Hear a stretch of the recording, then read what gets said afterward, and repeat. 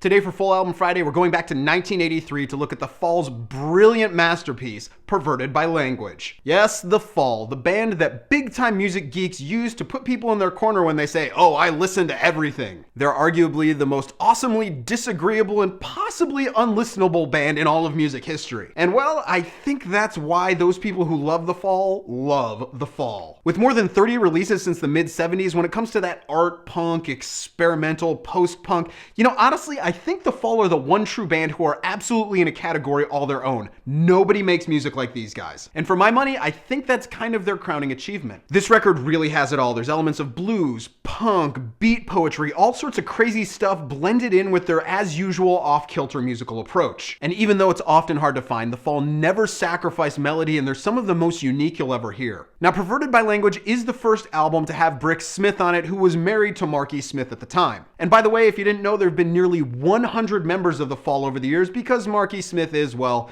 he's Marky Smith. And it might be due to her presence on the album that there's almost this pop tinge to some of these songs. But it's the way that the dual drummers and the bass line works that really gets you into this album. The interlacing of the melodies between the guitars and the keyboards really bring to light what this band is so good at. And it makes all of these songs unsettling in the best way possible. But to understand the music of The Fall, you really need to understand their frontman, Marky Smith. He's a bit Syd Barrett, a bit William Shatner, and a bit complete space alien. There's only one Mark E. Smith ever, and once you hear him, you can never forget him. It's the way he brings these detached, often disinterested poetic lines that really makes The Fall The Fall. And from I Feel Voxish to Eat Yourself Fitter, this is a true trip for your mind. But this record also has The Fall's greatest moment of genius, and it is the song Garden. Everybody should know this track. It's beyond brilliant, it's one of a kind, I listen to it all the time. It is an exceptional piece of music. This record is a bit difficult to access, but that's one of the great things about The Fall. Once you get what they're doing, their music is insanely good. I'll level with you, most fans of The Fall will admit that this is one of the most difficult bands to really get into and understand. But once you do, all you want is to dig deeper and deeper into their catalog, and there is so much to be found from these guys. To be honest, this record is the perfect gateway into The Fall, and The Fall needs to have a very prominent place at the front of your music collection. And if somehow you don't already own multiple copies of this album, you need to change that right now. Thank me later.